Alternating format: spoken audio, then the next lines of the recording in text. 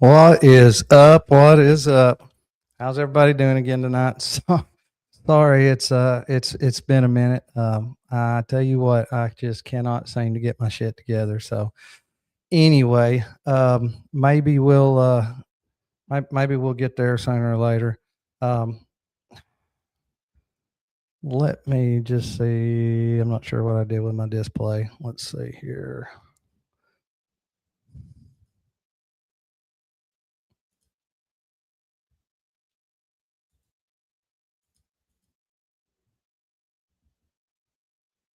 I don't know. I'll have to play with it later. I'll have to do for tonight.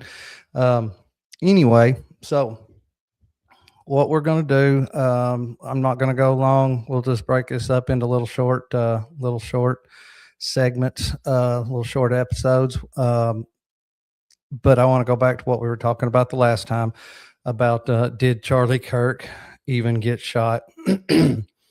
And I'm sure if you've been on the internet much recently, you have heard all the controversy over it. And there's a lot of differences of opinion out there, but I really feel like that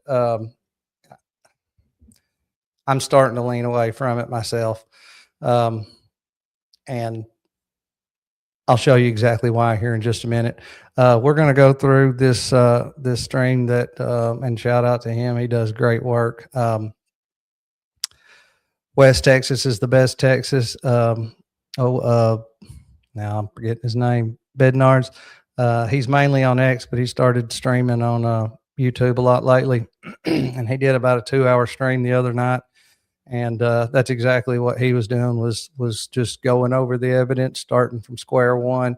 And so we're gonna play a little bit of that, and then he does a fair job at it. But then we'll pause it here and there, and I'll add a little commentary, maybe break it down a little bit further even than what he does. So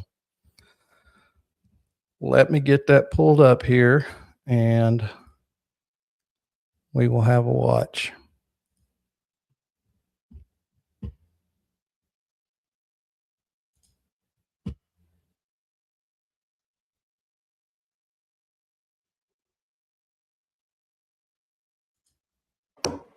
Well, good evening, everyone.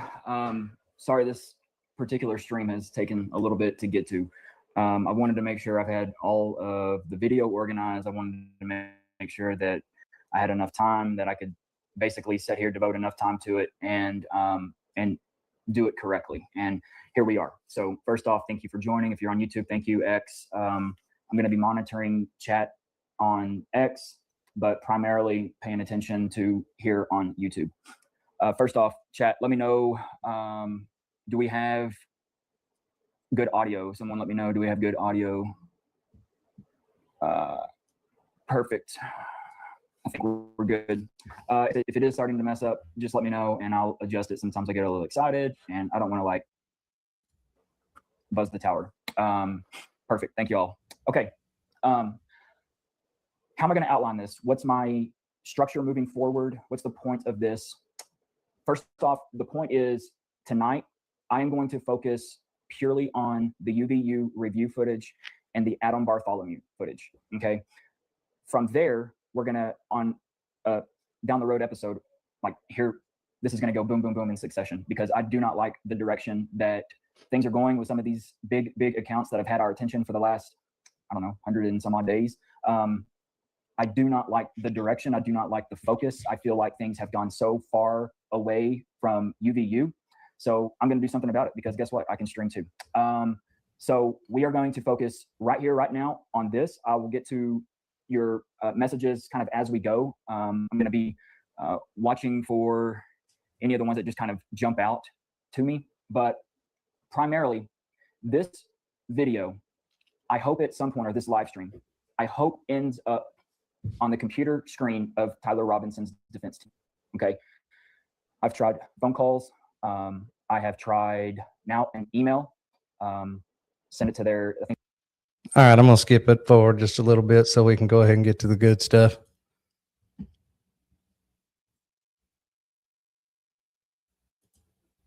And her staff, her team, and we're just going to go out Fusion and then we're going to go afterwards just for this show. But basically, I put together 2 videos, and I'm going to scoot through here because. And guys, I don't know if any of y'all have seen his work, but my God, he has done so much, super well organized. Like he is really, really good, and he has put some really, really good stuff together. Just absolutely amazing. I do not, even though I have it blurred out on the part because I am hypersensitive to the fact of being on Barron's podcast, being on Gary Milton's podcast, being on Mr. Let Go's. I actually accidentally put up a video when I was sharing a screen to Mr. Let Go, and I didn't realize that YouTube was the way they were. So I have all of that blurred out. If there's a bot listening to me, it's all blurred out, but I still am going to jump over it, just those little seconds there.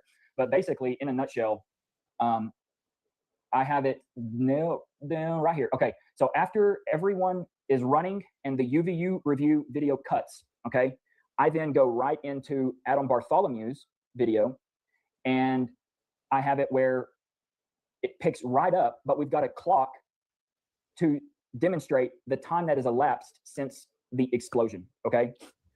This is important because it's going to really. And you notice he didn't say gunshot, right? Provide a good, clean, clear context to the time that's elapsed and what all of these people are doing. All of these people meaning Turning Point people, security staff, and also UVU PD, or I don't know who these people are. There's a lot more people that are there in an official capacity than I think a lot of people realize, okay? So we'll come back to this. I'm going to jump over, or actually let me go back real quick to, look, all of this is predicated on the simple fact that there was not a 30-06 rifle with 30-06 cartridge, okay? Not a rifle with that cartridge fired from the top of the Losi building. Did not happen. Did not happen, okay? That is the sole reason why the FBI or the state of Utah, they only put out the video of the roof beginning at 12/23/34, okay? The in-your-face reason is because they don't want you to see what all's going down up on the roof, even though the entire roof is in view. Okay, this was what put me on the map with Ryan Matta.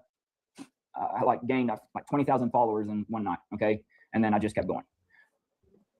There is a reason that they decided that the public needed to start watching from 12/23/34, okay? We'll explore that, okay? But back to just the elephant in the room. It wasn't a rifle, okay? If you're following me, I have not mixed any words. I have not flip-flopped on any issues. I have always been in the side or the camp that something exploded underneath his t-shirt. Now, that's a very complex thing whenever you begin to start to articulate into words exactly what you think happened, when you really do not know explosives like at all, but you also have a brain and you can see what's happening and you can slow things down and you can just see all of this happening. So that was back in September. We've come a whole lot further down the road with someone that knows what they're talking about and people. And let's just say it's about to get exciting because yes, John Bray has been wonderful. John, super smart. There are other people that are about to come forward that know just as much, if not more, than what John Bray does. Okay, this is not just some isolated to John Bray type of expertise. There have been people that have been silently just kind of sitting on their hands because this is clearly a tumultuous situation. Because let's face it, we all remember the fireworks in Phoenix. Okay, we all remember who was there. We remember who went to the White House. We remember all of this stuff. So it's very tumultuous. That might be understatement of the year so far, and there's been a few understatements. I think I just keep outdoing myself as the days go by. But it's tumultuous, and I understand it. This is not good at all for specifically the security team. But we'll get into it. So what's it predicated on? The microphone. Okay, that has been a major source of issue with a lot of people, not just me and John, Barron and Ian. Like, it's been a source of a lot of head scratching because it does not do things properly. Okay, so the one thing that I've noticed here of late is the fact that there's been, is it a Rode 2 microphone? Is it not? Is it something like this DJI wireless? This is the first generation of it, but I'm just going to stop and say that this microphone, this is not a Rode to Go wireless mic. I actually have those at home. They're kind of like my backups. They are, in my opinion, they're not as good as the DJI set, but this right here that's in Philip's hand is not a square, a thin square, like what the DJI Go 2 is. We really need to look at this, and I really hope that I can get in touch with John. We're scheduled for a Thursday debate, and I understand that he's got a 3D print. Okay, this is interesting, but this is kind of beside the point. We're more looking into did he or didn't he, and what's the proof that he either did or didn't. So I'm going to skip it forward again just a little bit, just so we can get more to the meat and taters. I really want to visit with John about this and see if we can. I'm not disputing that the outside of the magnet, because it clearly shows the Rode. So hard to get off, so strong. The Rode logo appears on the outside of Charlie's shirt. Okay, we have that in the photos that were uploaded to Charles McClintock Wilson's website. Maybe that was by design. I tend to think that's probably what it was, to throw everyone off, because quite frankly, why would anybody think it's anything other than a Rode mic if it has the logo on the outside? Because you're not seeing what's really going on the inside. And I'm not doubting, because I think Andrew said that he picked up a microphone over there on the table, but looking at chats, and we will go through this just boom, boom, boom. Okay, I think that's the best way to do it.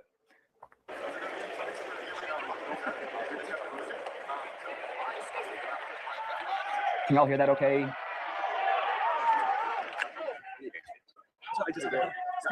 And before we go any further, one point I do want to bring up that I feel like is a pretty important point. When he was talking about how we only got the 12 seconds or whatever it was worth of video of the alleged shooter running across the roof of the Losi building and then jumping over the side, they released that as, evidence.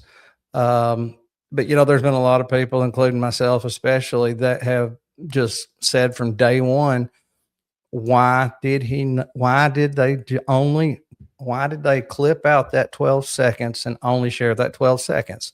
Yeah, you've got a guy running across the roof, but I mean, when it comes down to it, what was he doing before he started running? Yeah, one could assume maybe he took a shot at Charlie Kirk. Maybe he didn't. And that's the whole thing. They got that from one of those cameras on the building. They have the whole thing. If he actually took a shot at Charlie Kirk, they have the footage of him taking a shot at Charlie Kirk. Now, why would they not share that? Well, you keep hearing all this about tainting the jury pool. You want to make sure he has a fair trial and you're not tainting the jury pool. That is just absolute bullshit. That is just an excuse. That is just them coming up with a line of shit to try to get people to quit asking these kind of questions. I don't know who all's familiar with the story, but if y'all will remember, and as a matter of fact, give me 1 second and I will, let's see. I'm going to pull up something and then we'll get back to it. If y'all remember that Mangione kid in New York, he shot that healthcare executive right there in front of God and everybody. Okay, let's see here.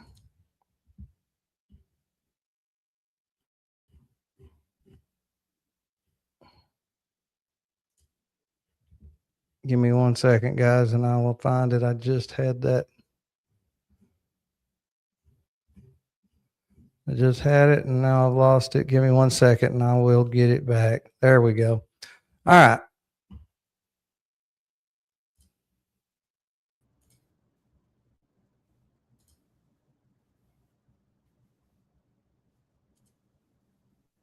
Now, I don't want to play this very long because I don't want YouTube to distract me for this, but y'all see that right there? Okay, I'm going to hurry and get that off of there. So that was released immediately. I mean, I want to say it was 24 hours or less. They released this. Did that taint that? Did that taint that jury pool? I don't think so. And it wouldn't in Tyler Robinson's case either. They're already using the clip of somebody running across the roof to prove that Tyler Robinson ran across the roof. So how would showing somebody in the prone position, at least in the prone position with a rifle, get up and take off running? How would that taint the jury pool any more than showing the video of this same person running across the roof? Or in the case of this Mangione kid, I mean, how would it taint the jury pool any more than that did? It's bullshit. I'm telling you right now, we're going to find out before it's over with, officially or unofficially. There's a good chance we may not ever know officially, but we'll find out. We'll find out sooner or later that Charlie Kirk was not shot with a gun. Sounds crazy to some people, but it is what it is. I can promise you that's what we're gonna find out. There's just so much. There's just so many things that don't make sense. Everything from the magic 30-06 that stopped in his neck, you know, to all this stuff that Blake's fixing to go into here. So I'm going to pull that back up and we'll keep going through there. I just wanted to bring that up, like that is just absolute garbage for them to say that the reason they can't share any more than what they have is to keep from tainting the jury pool. Ridiculous.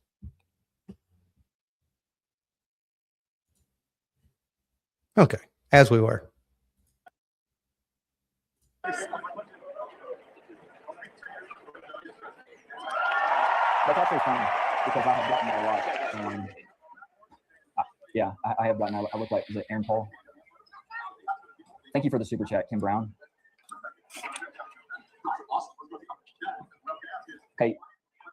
First off, the theme that I want everyone to really concentrate on here early on is all of these people that are working in the AV department.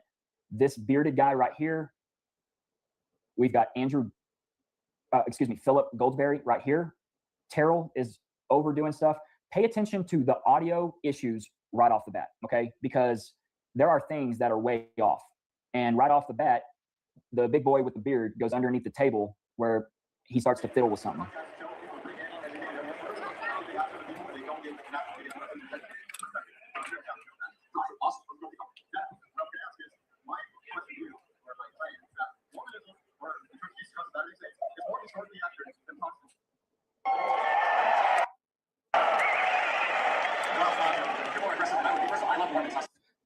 Also, I want to add, I believe that the college kid that was manning this tripod camcorder, it's a nice Sony on a tripod with an external microphone.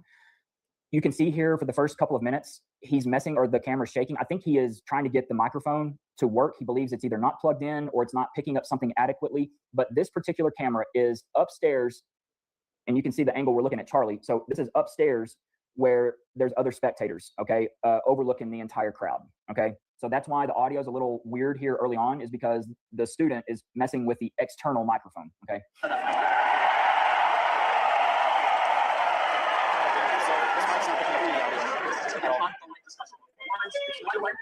love how Mormons have workers and they can afford. No more this LGBT stuff.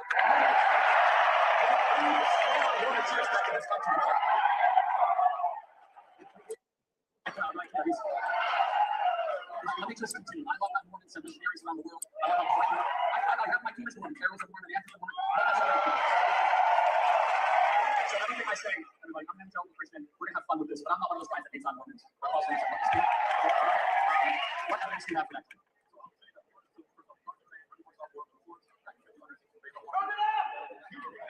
Someone yelled, "Turn it up." See, Charlie looked over to Philip and said, "Hey, turn it up. They can't hear."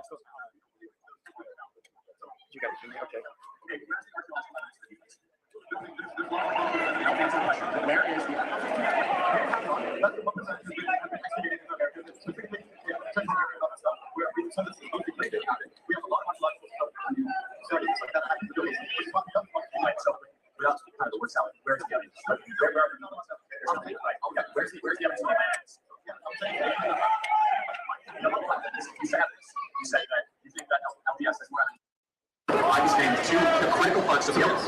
Let me finish talking about it. And there's no evidence for either. Where are the golden tablets? How many of the people who originally followed Joseph Smith continue to follow him throughout of the 11 that saw the golden tablets? 5 out of the 11 stopped following him.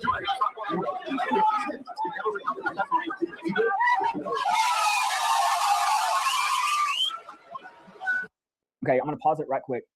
I want everyone to really pay attention to Terrell Farnsworth. This is Terrell. He has the nickname of SD Card Farnsworth. Okay. He also has a mountain named after his family. There's a Mount Farnsworth that's right around the corner there. So he's big deal. Okay. He's a big Right deal. here where my cursor is. In those neck of the woods there. His energy, their nervousness is, I mean, it's just plain as day, y'all. There is a tense situation unfolding, and it has a lot to do with the audio. Okay. Pay attention to the people that are on their phone. Okay. So we got Terrell on his phone. He's back and forth with Philip. We have Brad Pitt aspires to the level of badassery and awesomeness that Mikey McCoy exudes. Okay. I'm talking not older Brad Pitt. I'm talking Fight Club. Where my cursor is. Fight Club Brad Pitt looks at Mikey McCoy and just drools because Mikey exudes that kind of badassery. He's spectacular. He's in the white long sleeve with the backpack on. Okay, that's Charlie's chief of staff. Pay attention to everybody, their communication with their phones and their looks, because despite what badass Pastor Rob McCoy says at the pulpit, all of these looks and hand signals, they are related. Okay. You're not going to guilt us from the pulpit for thinking it because we know it now. Okay. So pay attention to that. I'll pause it here at 5:11, at the 5:11 mark.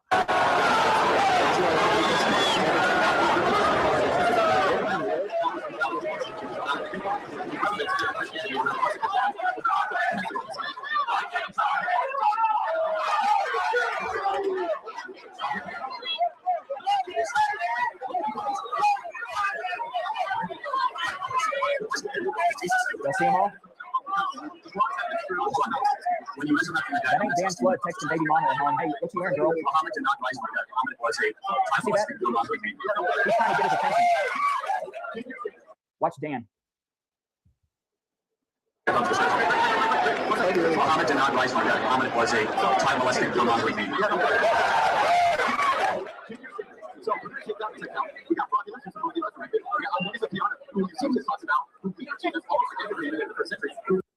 And at the end of the day, what would Dan Flood, his security guy, I mean, what would he be trying to communicate to the sound guys, and or even Mikey? I mean, he's got one job: to stand there, watch everybody around him, and make sure there's nothing suspicious, and keep the man in the chair there safe.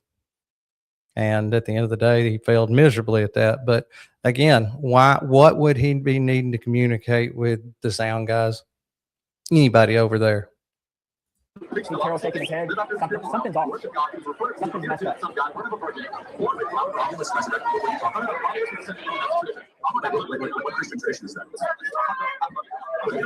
Okay, so we just cruised right over it, and actually, it is when the camera person, the camera operator, the college student, he pans out. Whoops. He pans out, and the first thing that we see at 5 minutes 12 seconds is Brian Harpole right here in this front right pocket. Okay. I want everyone at wherever you are watching this to just keep an eye on the front right pocket. Okay. Because this is the hand, the right hand in the right pocket. And what he's referring to, you'll see a few different times him go into this pocket like he is right now. But if you'll notice, he never just sticks his hand in his pocket. There's something else. There's something more to it. I 100% agree with Blake. Every time he goes in there, it's like he's reaching in with his fingertips. He's grabbing something, and it does look like at times that he is turning something. So we'll keep on. Weird things happen when he goes into that pocket. Okay. And then really, really bad things happen when that hand goes up underneath his arm. But we'll get. Yes. So pay close attention to the sound whenever he starts pointing out that he's going into that pocket. There. Okay. But this is where this is the first instance of Brian inside that pocket. And I want you all to pay attention to this. He does this move. Something else. And right now you can't see it as good as you will be able to here in a minute, but I'm going to go ahead and point it out. Pay close attention to him right here. I don't know if you can see my cursor, but where I'm circling around, you see that outline right there? There is something square underneath that shirt, and that is not a gun. I can promise you now that is, and I say square, it's squared. It's looks more like a rectangle, but there is something under his shirt there that is not a firearm. I mean, he's got his little med bag, his little emergency bag around his, on his back. So I wouldn't think it'd be anything first aid.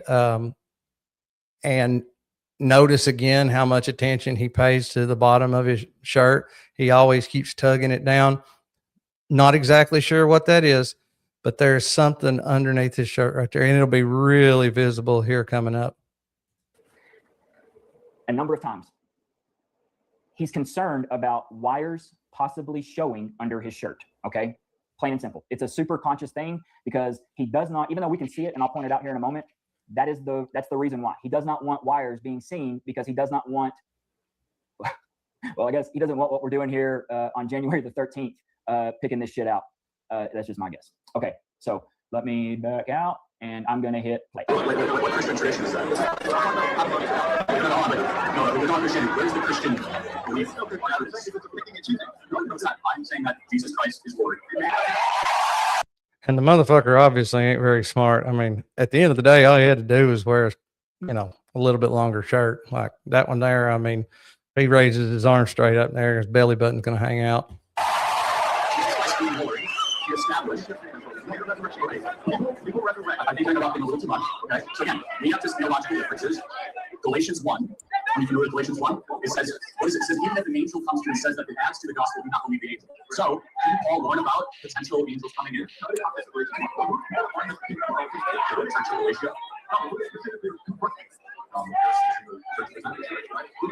Okay.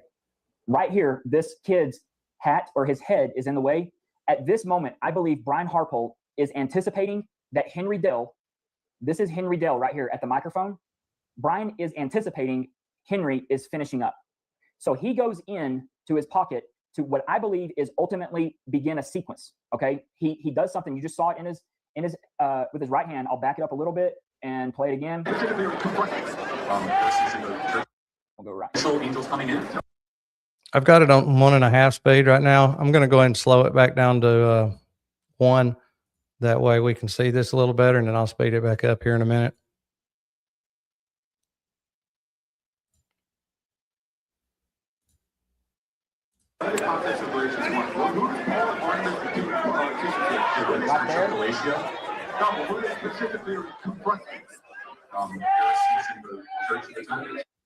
At the same time, I want you to notice this.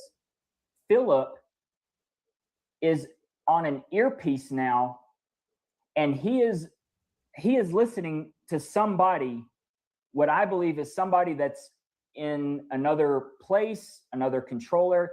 Someone is in his ear telling him something, because watch what happens. When Brian goes to do this, watch what happens with Philip.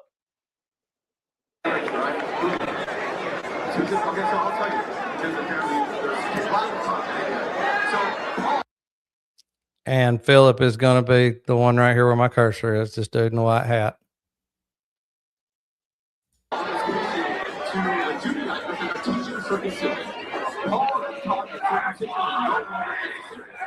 he came and said, well, basically the Judaizers said, go confront Peter, James, and John in Jerusalem on this matter, which they did at the Council of Jerusalem. You see Brian glancing over that way? So here's the thing. Look, look, we just have a different worldview. I believe the Word of God is complete. I do not believe that the Spirit and the Son are separate. I believe they are one in the Trinity. And I would like to use our valuable time with our wonderful guest friends. Okay, did y'all start to hear that feedback? There's a ringing at that very moment. I mean, immediately, just as soon as he reaches back there. And if you'll notice, look at that hand. He doesn't have his hand open flat like it's going in his back pocket or anything like that. He's literally, his hand is literally like this. He is reaching in like this, like he's going to grab something and twist it or something to that effect.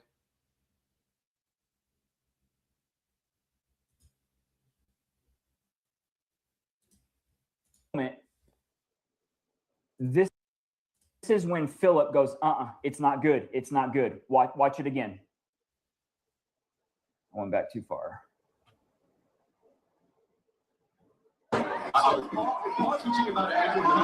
Look, we just have a different worldview. I believe the Word of God is complete. I do not believe that the Spirit and the Son are separate. I believe they are one in the Trinity. And I would like to use our valuable time with our wonderful LDS friends. Okay, right there. This is what made me back, I think it was middle of December. I missed this. Okay.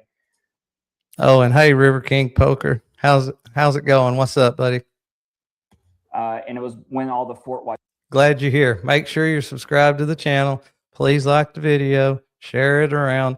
I'm a small, brand new channel, and that's the only way for me to get out there is for people to help push me out there. So, yeah, small, hadn't been around long, but we're going to do some really good, cool, exciting things. One of which I guess I'll take this opportunity to say, I've already teased it before. I'm going to tease it again. Most people that are keeping up with this, paying a lot of attention to this, especially if you've watched Baron Coleman and some of the others, just about everybody knows about the plant here in Tennessee, Accurate Energy Systems, that literally was exploded and leveled to the ground about a month after this happened. You know, really suspicious and possibly has some ties to this whole scenario with Charlie KIRK. That being said, I have two former employees that I'm working out the details of when, but that I'm going to interview. One of them was the production supervisor there for about 10 years. Obviously he wasn't there that day. He had actually moved on, but he kept in close contact with everybody. And his cousin was one of the ones, sadly, that died in that. So anyway, I'm going to learn what we can about that. Yeah, so just stay tuned for that. Hopefully we can gain a little bit of understanding from that. So anyway, back to it. I just wanted to tease that a little bit. Chuka stuff started coming out. Okay. And I started going back and I was wanting to watch Brian Harpole. And lo and behold, it just takes a little bit of like picking up on all of these things. What's up, Michelle Thompson? Glad you're here. I'll tell you, like I did everybody else, please make sure you're subscribed to the channel, like the video, share. Small channel. That's the only way it's going to get out there is if people help me push it out there. Things happening. But Philip Goldsberry gives it all away right here. Okay, watch it again. I would like to use our valuable time with our wonderful OBS. He looks over at Dan Flood, and Dan Flood's looking at him, and I believe there's somebody communicating with Philip, but Philip takes his index finger and he looks at Dan and he does this real quick. That is the universal signal that we got some major issues with our audio. Okay. Okay. The audio's messed up, Blake. What does that mean? What's going on? Like, what is? And when he says universal, you know, it's kind of like, yeah, it's kind of like the birdie. That's that international wave that no matter where you're at, people understand what you're what kind of point you're trying to get across. There is absolutely zero reason for Philip Goldsberry, who is a vendor that provides AV services to the American Comeback Tour and the Prove Me Wrong and other things. I mean, they've been there for, I think, years. There's no reason that Philip is looking over at Dan in that manner, in that way, or just even telling him that he's got something wrong. Dan being the security guy, that's a Marine, ex-Marine. There's zero reason for that. Okay. Other than the fact that they've got stuff going on with the two teams, the AV team and the security team, that they're working on some sort of common thing here, because there is no reason for this. Okay. This was what was the first. And I want to stress this, just like he's saying right now. You have two separate teams. You have a team contracted to do audio and video. You've got a team to do security. That security team has one thing and one thing only to do, just like the AV guys. I can think of no reason why the AV guys would need Dan Flood or any of the security guys to help them with the sound. And there definitely no reason why Dan Flood and the other security guys need the AV guys to help with security. So whatever it is that they are, whatever it is that they're communicating back and forth, it's how should we call it, extracurricular, or it's unrelated to what they're supposed to be doing. And I got a pretty good idea. I know what it is. Red flag right here. Okay. Now watch what happens. Okay. Brian is over here, and just like last night and today on multiple people's, some of these big, Truth for Charlie Crusader accounts, the easy write-off is, oh, Brian's messing with his radio. That's what Blake thinks it is. It's his radio. No, his radio is on the opposite side of his body, and it has a single wire that goes right to his earpiece. Okay, watch it again. So make sure you catch that. You can't tell from right here in this shot, but at this camera angle, but that's the first thing people say when you bring up what his hand is doing back there. He's adjusting his radio up or down, which would make sense with the way he's holding his hand. Definitely not. His hand is definitely not in such a way to reach down in his pocket, but his radio is on the opposite side. So what else would he be reaching back to adjust? Just asking for a friend. Back it up. Back it up. Back it up. We're going to watch it live as it happens.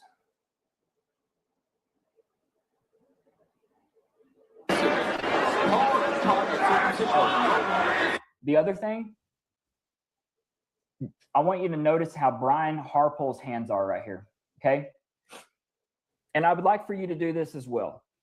You see how his hands are crossed? I do this all the time. See this hand? This hand's open. See this hand? This hand's open. Okay? You have to have your hands open because it's got to be able to grab a hold here. Okay? This is the comfortable way of doing it. That's how Brian is right here. That's how Brian is in all the past events. This is a common pose for Brian at one of these events. Keep this in your mind, and I'll point it out here in a little bit. Okay? Basically, the studio said, go confront Peter, James, and John in Jerusalem on this matter, which they did at the Council of Jerusalem. So here's the thing. Look, look, we just have a different worldview. I believe the Word of God is complete. I do not believe that the Spirit and the Son are separate. I believe they are one in eternity. And I would like to use our valuable time with our wonderful LDS friends. And again, I would just ask you, as you continue your journey of faith, show me the core evidence of. At that very moment, Philip does this, looks at Dan. Dan gets on his microphone. Okay. Hey, Brian, get the fuck over here. Specifically archaeologically, and I think that's an important thing to pray about. You can ask one last question, but I think the further we go down this, the audience gets one more impression of it. LDS is really not, so I don't want to spend too much time on that because I think other scholars might be. There went that hand in that pocket again, but yeah, he never reached down into the pocket.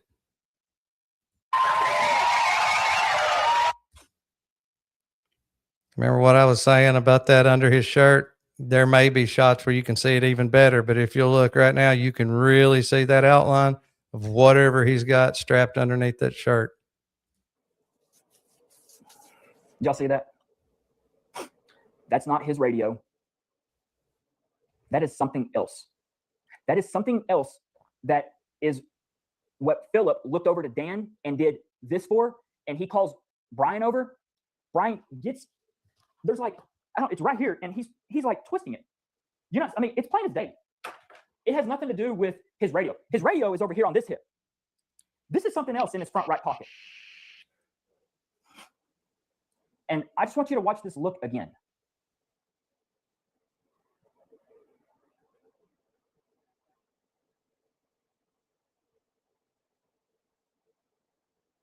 I would just ask you, as you continue your journey of faith, show me the core evidence of why you believe in belief specifically archaeologically. And I think that's an important thing to pray about. You can ask one last question, but I think the further we go down this, the audience gets one more impression of against LDS is really not.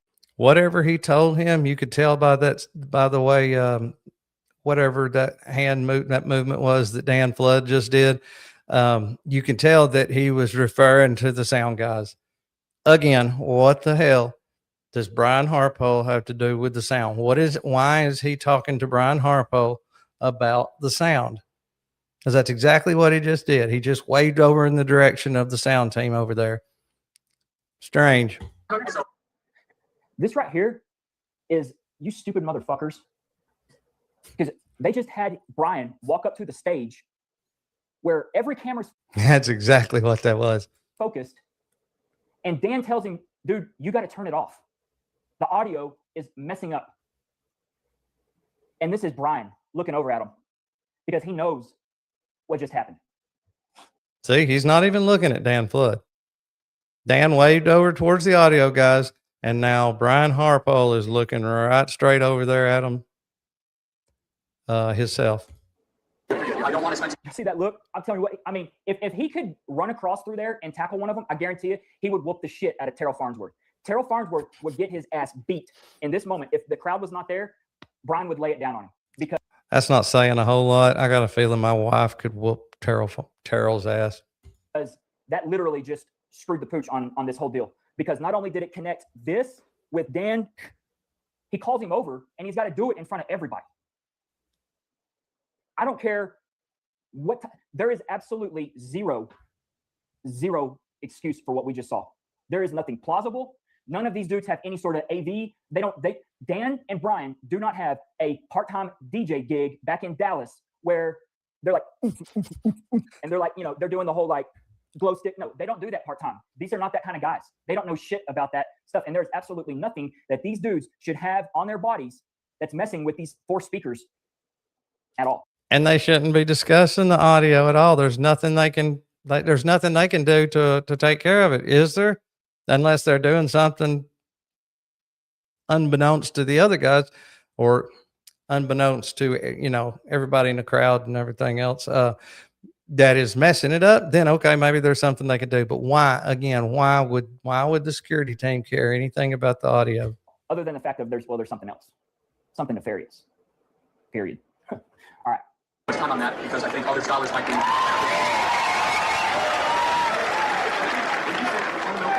Christianity is on the basis of the death, burial, and resurrection of Christ. In addition to the creation of the world. So are those objections yes. Well, Okay. There's the mint lady. So this right here, I believe, is Chrissy Pacheco. Okay. I believe that's her name because Brian Harpole actually identifies her as that on the Sean Ryan show. Okay. And that moment is telling because Sean Ryan charges him up. I'm going to do a totally dedicated show to the Sean Ryan interview because I feel like there's a lot of things that have been left off that just need to be brought up. So I'm like, we'll do it at some point. But And I thought about doing the same, and it is bad. It's really bad. But now I'll be totally honest with you. If I do it, I'll probably have to turn around and do Gary Melton with Paramount Tactical. I'll probably have to do his after that because as much of a train wreck as that was with him and Sean Ryan, oh my God, the one with Gary Melton was so much worse. Like, you want to talk about softball questions, spoon fed to him, no pushback. And like the guy sat there and lied and bullshit like he knew he wasn't going to get any pushback. Sean asked him. Sean's like, hey, Brian, what's in, what? He didn't ask about this situation here because Sean did not, or Jeremy, his producer, did not have this moment teed up on the TV as Brian is sitting there at the bar, but it's when she comes back. Okay. This is my hypothesis.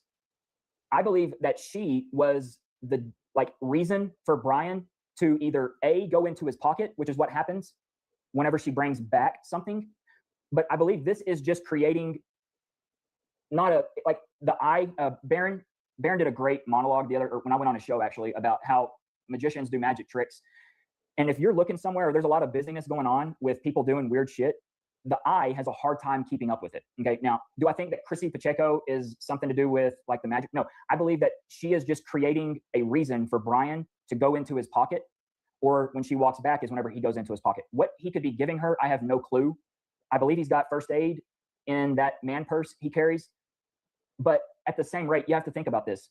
Brian is the head of Integrity, the contracted security team. Okay. He's already rolling with 4 or 5 extra guys. So they've got a team of 13, I believe.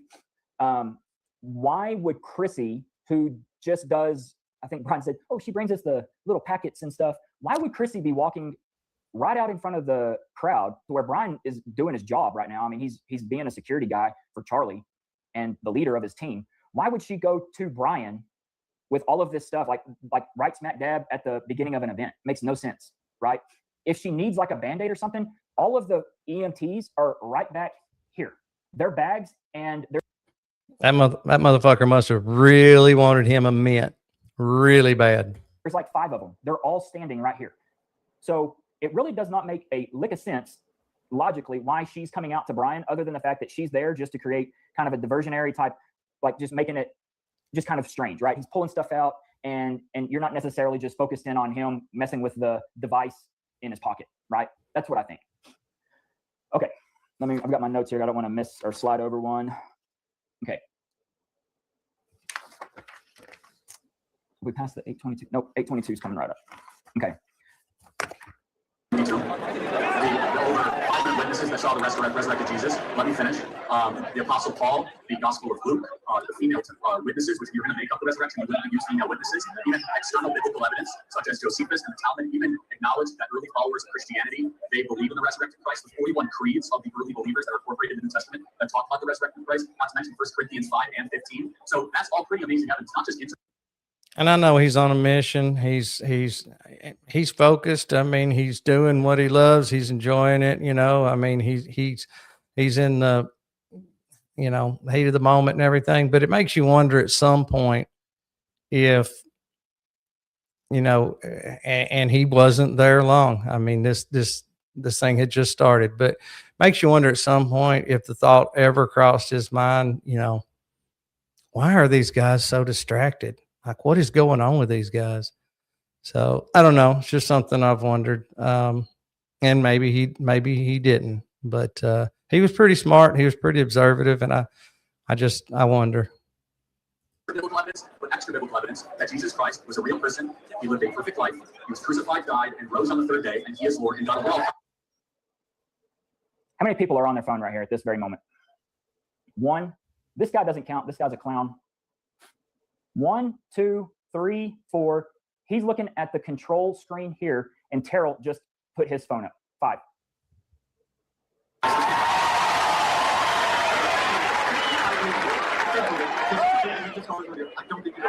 Well, hold on. Josephus was a non-Christian scholar. Well, he's a Roman Jewish scholar. Right. That's the point. Is that the audience? Okay. What I believe is happening right now is this. It's go time.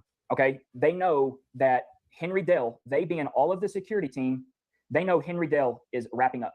Okay. And they know that this guy right here, Hunter Kozak, is next. And Hunter Kozak is their guy that's going to be asking the magic question. Okay. Do you see right now that Brian is anticipating once again, because he knows that Charlie is wrapping up with Henry Dale. Okay. He can tell by the way that everyone's like, move on, move on. So what is Brian doing? Brian is back in his pocket, and he is, what I believe, rearming, re-engaging the device. Okay. Because it's now go time. And what I believe is that basically they're just going to ride with whatever audio.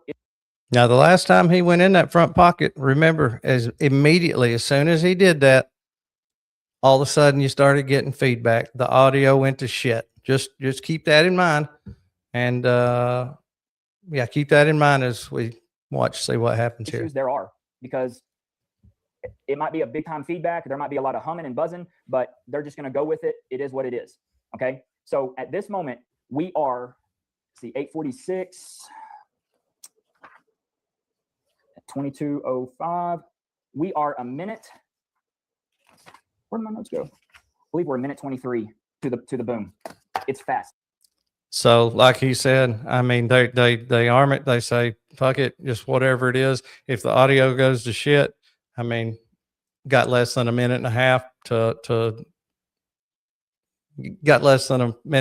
deal with it.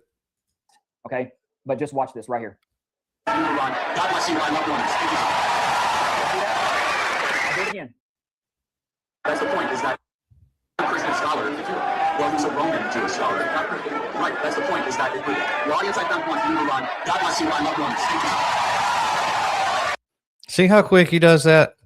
Like, he didn't reach into his pocket. He didn't grab anything down in there. He never stuck his hand in his pocket. There's something hanging out around the top of that pocket that he is twisting on, pulling on something. Like, there is something there. You can't hardly convince me otherwise. Okay. So he just went in and did it again. Now it's ready to go.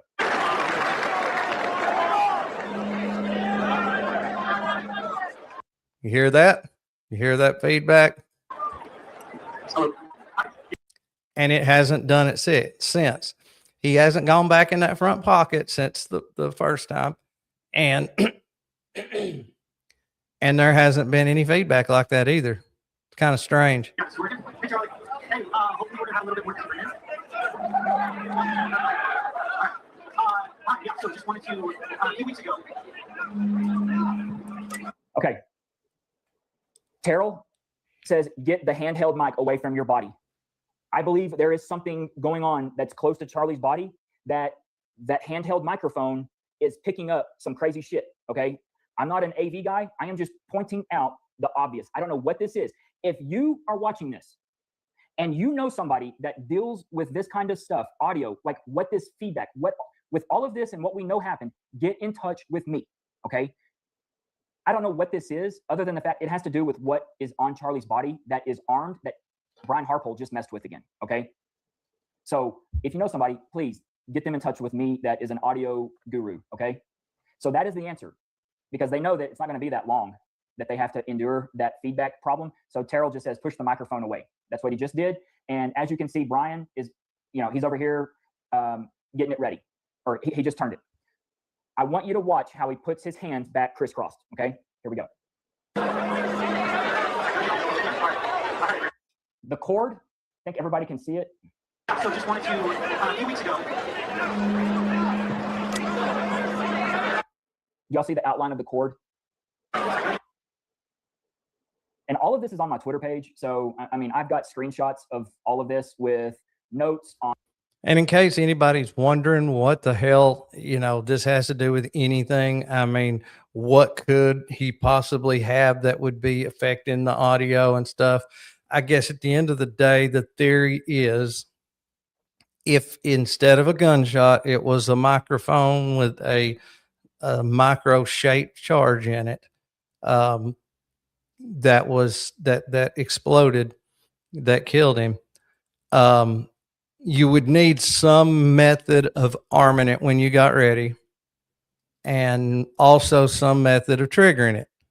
So the idea is that whatever he's got going on there under his shirt and in his pockets could very well be something wireless that is arming and or preparing to trigger the microphone. On how much time has elapsed, how much time is the countdown, to the explosion, what the time of day is. I mean, all of it. So it's all on my X page, and I'll post it underneath. I just can't I have to watch what I do on YouTube. So anyways, here's the wirings. This is why he's so concerned about always pulling his shirt out, because he doesn't want what's happening where we can see it. Okay. And watch Magnificent McCoy, Philip, and Terrell. The magnificent Mikey McCoy. A few weeks ago, there was a transgender mass shooter. Can y'all believe she said that? I mean, live on stage in front of God and everybody. The magnificent Mikey McCoy. Like, what the hell? And ever since then, about 3 weeks later, the Trump DOJ said that we should start talking about revoking gun rights for transgender Americans. Okay, go back to your pose here, and I want you to get your right hand, and I want you to ball it up in a fist, and I want you to do this, where right here, you're going to pretend that there's something. This is not a natural way of crossing your arms. It's just not. It's uncomfortable because you have to engage your biceps, and it's just not like a relaxing where if your fingers are out, it's a whole nother deal. If you're balled up here, it's because you've got something in your hand, or in this case, there's something under his shirt that is right here that he's going to squeeze. Okay. I've gone back and looked at all this stuff. His hand, no one does this. Your hand, your fingers are out. Okay. Like, it's just what's comfortable. This makes no sense on the surface. Okay.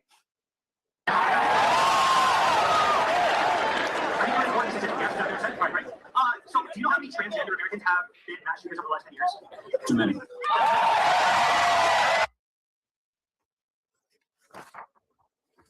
All right. Did y'all see what Hunter Kozak just did? Okay. And I'll show you the video here in a second. I'm going to run through this. But Hunter Kozak is right here in front of Charlie. This is the dialogue right here. Okay. For some reason, Hunter Kozak looks over to his left, and he signals as he's looking at Brian Harpole that he pretends to touch his glasses, and he goes back down and he looks back to Charlie. Y'all, this is the signal that I'm about to ask the trigger question that's going to help this entire batshit craziness behind me on the roof and over in the forest and the furry back in Washington. This is the whole thing. It's all predicated on this. Here's the question of the trans gun person that they're supposedly going to hear 140 yards away. This is the question that sets up the entire baloney that district attorney, that the FBI, they all started to feed us. It's not even baloney. I don't even want to give, I mean, that's being disrespectful to baloney. I would say Vienna sausages. It's not even Vienna sausages. Like, it is just shit. This is it. Hey, here's the magic question. I'm about to ask it. Get your hand ready. We'll watch it again. So do you know how many transgender Americans have been mass shooters over the last 10 years? Too many. Okay, now mine's a lot, right? Do you know how many mass shooters there have been in America over the last 10 years? Okay, even though it's blurred out, I really don't want YouTube to mess with me, but I think you all understand how this whole thing just rapidly progressed. We're talking within a matter of a few minutes, where it's armed, disarmed, then armed again, and then a minute and 28 seconds later, after it's armed, Hunter is there questioning. He looks over, and quite frankly, it's within a matter of, I think, 5 seconds. Under his armpit, 12:23, 16, 14 seconds. Hunter looks over, gives the signal. Brian is already in position. And yes, Brian moves out of the frame here, but guess what? I got other angles. Okay, there was a lot of people videoing that day, and we have it. Okay, we have it. So 14 seconds, hey, get ready. And then Dan is commanding everybody to steal third. Okay, he does this. Okay, what is he doing? I believe he is the coordinated person that all of the people that are supposed to be assigned to do weird things, they're watching him to know to do their weird thing. Okay, case in point, Cutler right here. Okay, doing the thing with his hand. You've got Minivan Man back over here. He's got his hands up here doing this. Okay, you've got other people all around there doing weird things. Why? Gee, I wonder if maybe if shit hits the fan, we want to inject as much crazy confusion into the situation as possible, so that if we do begin to lose track of the narrative, we can inject people with this. And trust me, they are long lost the narrative. They have failed miserably at guiding the public sentiment, in the direction of their narrative, that Fed slop narrative. Crazy palm gun theory. And then all of a sudden you've got people that it's like a mosquito, and you've got some smart mosquitoes over here that are like, no, fuck that neon thing. I know what that is. Like, no, I know what this is. Hey, there's a few bodies right over here. I'm going to go with the few bodies. I mean, even though that light it actually looks good, but also that fat ass right there looks good. I'm going to go to that fat ass. That fat ass is what we know and we see with Brian Harpole and what he's doing. The neon light over here is like the palm gun, batshit craziness, like fucking a mosquito that it's a drone. Okay. And then all of a sudden, when they start losing control of that narrative, you got like a few mosquitoes over here. They're like, oh, palm gun, dragonfly, that's Palantir thing that's going to shoot something. And then all of a sudden you're like, damn, that fat ass looks, oh, but you know what? And then all of a sudden, where you're like flying for this fat ass, you start flying for that neon light instead. That's what this whole thing has been. There's people that are like, hey, and they're just, I mean, and it looks like it. It looks like he's doing something, Cutler's doing something. In not so many words. I mean, they're diversions. So anyway, I would skip through it, but then I'm afraid I'm going to miss the good part, which is coming up. Weird. He's doing this just to create what has been created, and we're all sitting here watching. Like, that's been all of this mass confusion. If you inject enough confusion into like a platform, X is a good one to do it on. If you inject enough crazy theory, people's heads start to like short circuit. This goes back to the shit that Candace has talked about on her show with all of these people that are involved with Turning Point USA and their mind war games and things of that nature. Like, this is nothing new. Like, you're not confusing me, okay? Like, I'm going to that fat ass and I'm gonna go get some blood out of that fat ass if I'm that mosquito. You're not gonna confuse me. But literally, that's what we're playing with here. And that just came to my head. Sorry if it's a crude, bad example, but it just came to my head. But that's what it is. And people's brains do. You start to like question your sanity. You're like, oh my God, oh my God. Like, and look, I understand that I cannot play what happens here. If you're on YouTube and if you just follow me on YouTube, please go to my X page and watch where I've slowed down everything that happens. Okay. I'm telling you, there are two mechanisms of like a gaseous looking vibration where, number one, the microphone. And please, dude, he has done amazing work, and he has got so much on his X feed. Please go check him out. Starts right here by this clavicle, and it shoots out over here to this clavicle. The thing, like the arm that's reaching out underneath his shirt, subsides, and then there's a little bubble right here at the neckline. And then all of a sudden you see another something discharge, okay? And that is when something is unloaded into Charlie's neck, okay? The wound is not present at all until all of this crazy shit happens. The necklace flies back. The microphone tries to take off, comes down. There's a bubble. And just to be clear, obviously he's going to go into everything in a little more detail later. But basically, the theory is that yes, this microphone was designed to kill him. It had like a micro shape charge in it. It was designed to kill him, but the neck was collateral damage. It was not intended to be there. Um, this was intended to be a chest wound.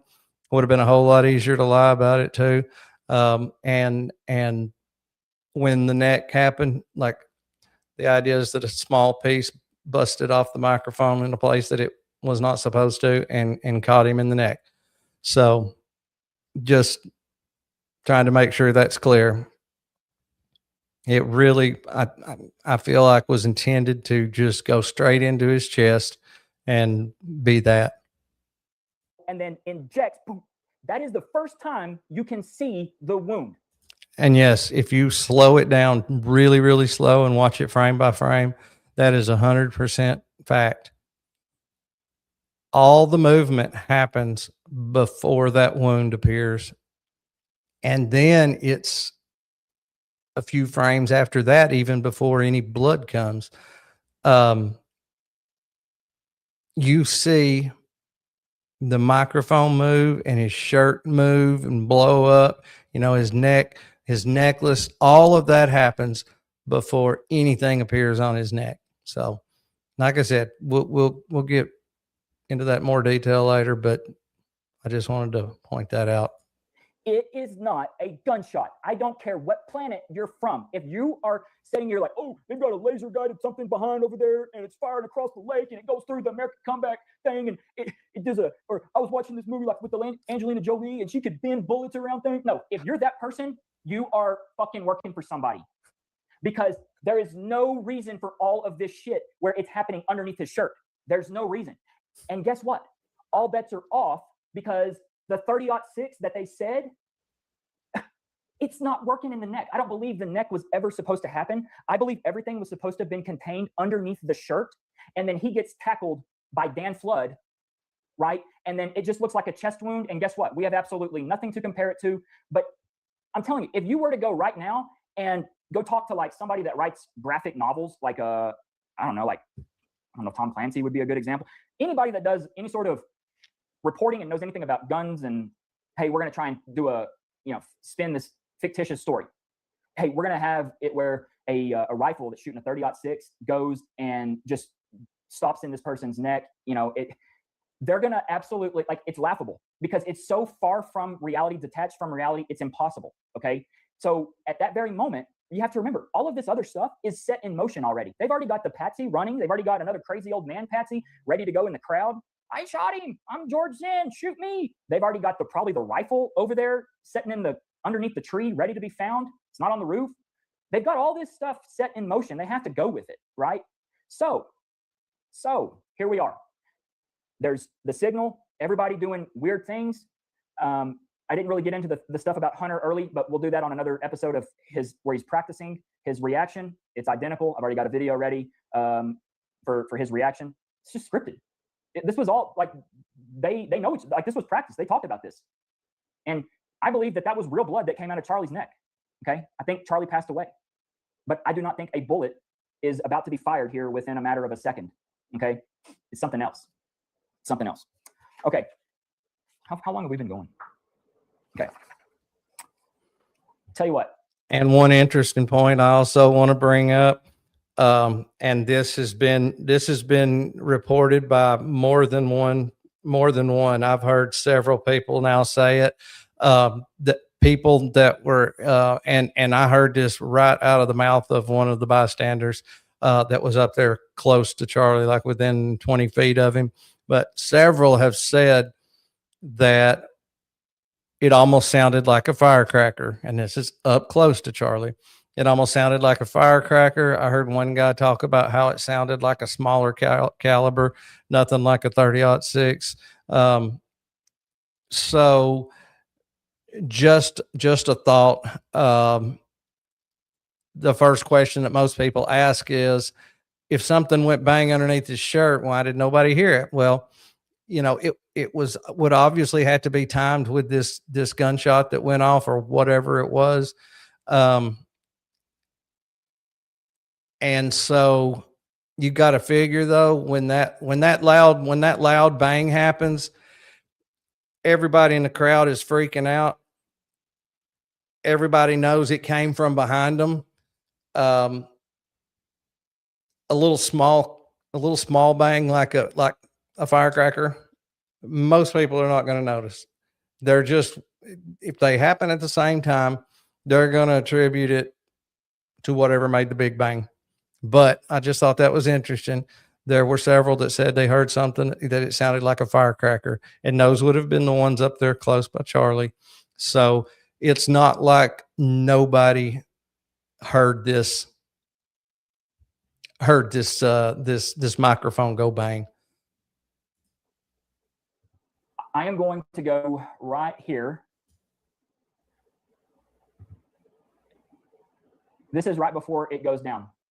Hey, thank you so much, River King Poker. Thank you very much. And I absolutely will. I absolutely will. And it won't do anything but get better. Yeah, we got lots of good times coming up. Listen to the audio from another vantage point. Hi, yeah, so just wanted to, a few weeks ago. Okay. It is way more pronounced right here than it is back here on the second story. And gee, I wonder why. It's because they're right underneath the speaker, okay? So there is something that has to do with the speaker and a noise, and it really needs to be looked at if there was a fabricated gunshot that was all in sync with when Brian does the trigger, okay? It really needs to be looked at because number one, there's a lot of people that are like, it does not sound like anything being shot from 140 yards away. It sounds like a lot of people talked about a firecracker. There's something played a humongous part with the audio, okay? And if you think about it, it makes perfect sense because if you don't have a gunshot, then you don't have 3,000 people saying they heard a gunshot. And then all of a sudden, the circle of suspects just got real small because who put some shit on Charlie that made his underneath his shirt explode? And it sounds like some sort of ordnance type of thing. And just really quick, talking about that. So John Bray's theory, which I feel like is very plausible, and I'm not going to go into it in detail, and he's not either right here, but what triggered it? One thing that is possible, and John Bray goes into detail and explains how it's possible, but that microphone could be set to where if there was a gunshot, that when it picks up the sound from that gunshot, would activate it or would trigger it. So I think that's pretty smart, and I think that's plausible. So that is just one one theory out there that makes sense. And with you doing it that way, it would ensure that the big boom and the small crack underneath the shirt would happen perfectly timed. So it wouldn't be obviously two separate sounds.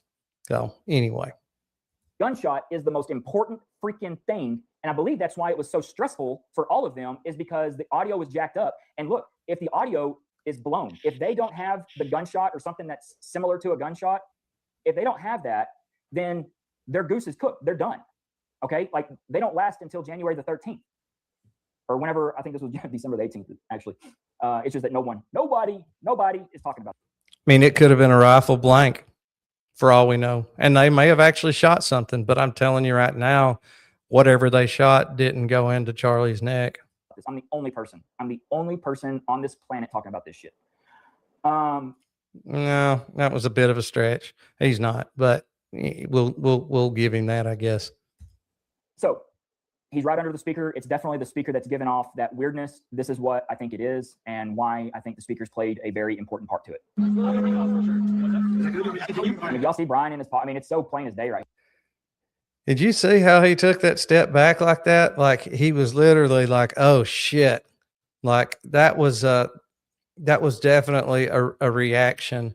That wasn't just him, the way he's normally moving. Like that was a reaction. That was an oh shit moment for him. Here on this video, he's like, oh shit, like I believe this is that moment where like you're strapped into the rocket and you're about to go up on the Falcon 9 and you've got like Elon over there in the booth and it's like T-5 and they're like, oh shit, there's a little storm that's just about to come over the pad. And are we going to abort? Are we going to go to a pause on the countdown sequence? This is that moment right here with Brian. He's like, oh shit, what are we doing? Are we go? Are we green? Houston, talk to me. And it's a go. It's a go. It had to be a go. It was decided long before they ever showed up there that day that that Charlie Kirk would not walk out of there. 100%. That's what I believe. I know it was. This was a no-fail mission. Somebody decided that when he flew into Utah that day, that he would not walk out of there, no matter what. Watch his demeanor again. All right. A few weeks ago, there was a transgender mass shooter, and ever since then, about 3 weeks later, the Trump DOJ That was definitely an oh shit moment for Brian Harpo. said that we should start talking about revoking gun rights for transgender Americans. I think you're support this decision. Yes, is that fair to say? All right, great. So, do you know how many transgender Americans have been mass shooters over the last 10 years? Okay, at this moment, I'm going to pause it here, and we're going to go to another angle. We'll go to this angle right here. Another thought, I've not ever really heard anybody mention it, and maybe there's nothing to it, but you notice how we were getting, he was getting all that, they were getting all that feedback, and he was standing there in that spot. He had that little oh shit moment, and then he just up and moves over. Now, he wasn't in anybody's way, or didn't appear to be in anybody's way. There wasn't anything that was happening that he needed to either, get away from or go check on. He kind of glances behind him and then he moves over whatever it is, 20, 30 feet. I often wonder if the reason why he moved like that was because he was trying to get to a spot where he was affecting the speakers less and might stop that feedback. Just a thought. Yeah, it's working. Hey, Charlie. Hey, hopefully we're gonna have a little bit more disagreement.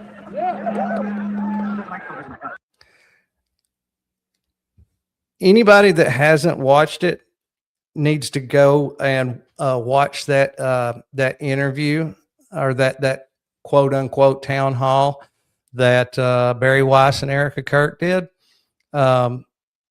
Because they have this same guy here, Hunter Kozak. They have him ask Erica Kirk a question, which is really fucked up in and of itself. That's another story. But I'm going to slow this back down to normal speed, but I really want you to pay attention to his demeanor here. Just pay attention to him. And really, especially once you go back and watch that town hall and see him asking her the question, you can really see how nervous and freaked out he is. Like it, I just cannot believe, especially after watching and comparing the two, that he didn't know something bad was coming. Like, to me, he looks like his nerves are absolutely shot. All right. Hi, yeah, so just wanted to, a few weeks ago.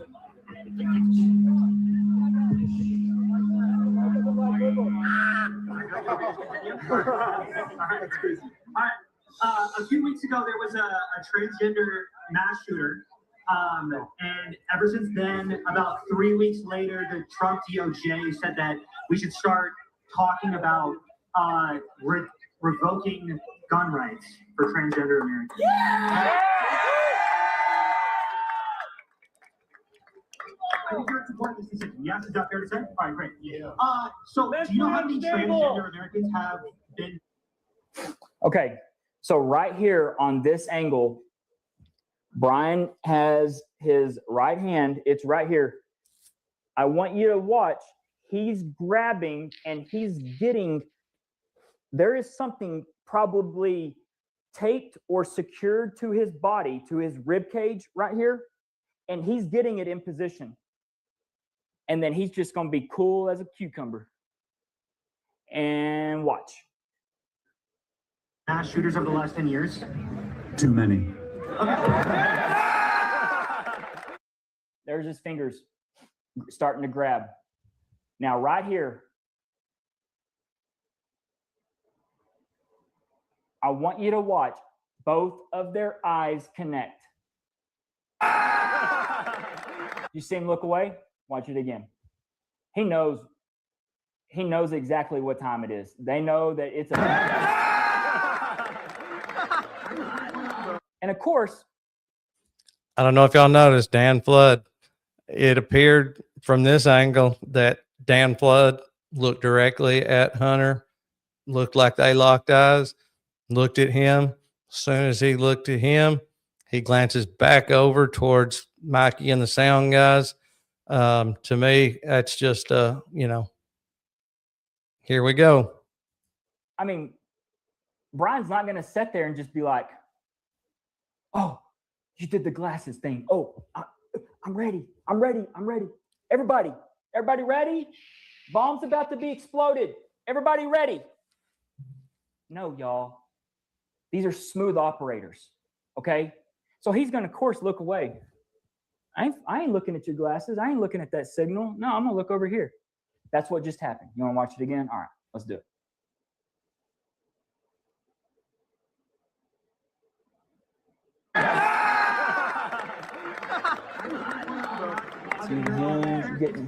Okay, now 5 is a lot, right? I'm gonna give you some credit. Do you know how many mass shooters there have been in America over? Then Dan does all his cross checks. Look, it's like, all right, I ain't got the abort. Look over here. I ain't seeing anybody give me the board over here. Over here, we got Frank Turek doing his fake FaceTime thing. Oh, okay, cross checks are good. Father, Son, Holy Spirit, we're going to hell. The last 10 years. Counting or not counting gang violence? Great. You did not And there it was. see that. There's no blood. I stopped it. Okay. We'll do another. Where's that other angle? This is the biggest one.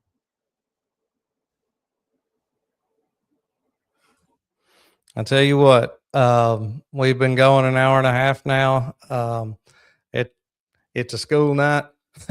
So I think that might be a good place to pause. But I will definitely be on tomorrow night. I'm going to try to come on a little bit earlier. So just keep an eye out. Make sure you set that notification bell so you'll know when I'm going live. But I'll be back on here tomorrow night and we'll pick up right there where we left off, because there is still a lot more just really, really good information in there. And, he was talking about how they're smooth operators and they're going to be just cool as a cucumber and all that. And to a degree, yes, but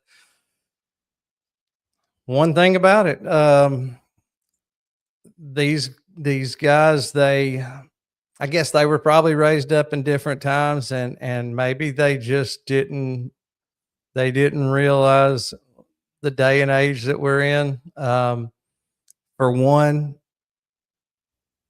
I don't think they realized just how far people were willing to go for Charlie. And besides that, information gets passed around way too easy these days. This is not going to be another JFK. With JFK, people had to pretty much take whatever they dished out to them. And then, of course, a while later, the Zapruder film came out and kind of changed the way people thought about it. But I mean, in this day and age, the way ideas are passed around, the internet definitely has its downsides, and it's definitely got some bad things to it. But when it comes to this right here, it's great. It's amazing, and it'll be what keeps them from hiding the truth from everybody. I believe that. I feel like we've got the ability to put pressure on the government, and maybe we will be able to put enough pressure on there to actually be able to get something done. But regardless, by the time it's all said and done, I have a feel like we'll know what happened. I believe that. I believe that we will get our answers.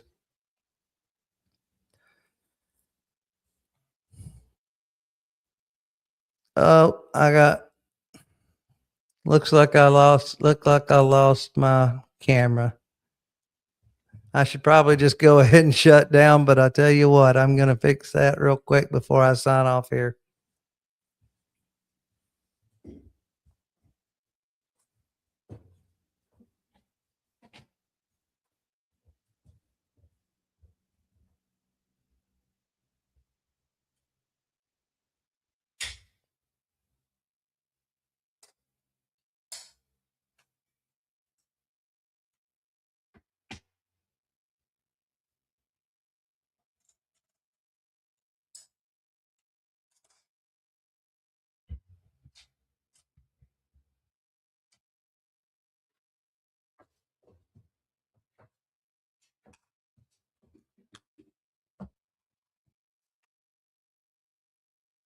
Sorry about that, y'all. It's definitely amateur hour.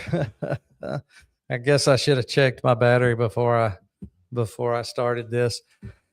Anyway, I guess that's it. I'll leave it there. Please, everybody that is watching, if you haven't, please click the subscribe button. Please like the video and share. And again, make sure you hit the notification bell so you'll know when I'm live again. And hopefully when I come back on, I'll see everybody here. So thanks for coming out. Thanks for watching. I appreciate it. I had fun, and we will do it again tomorrow night.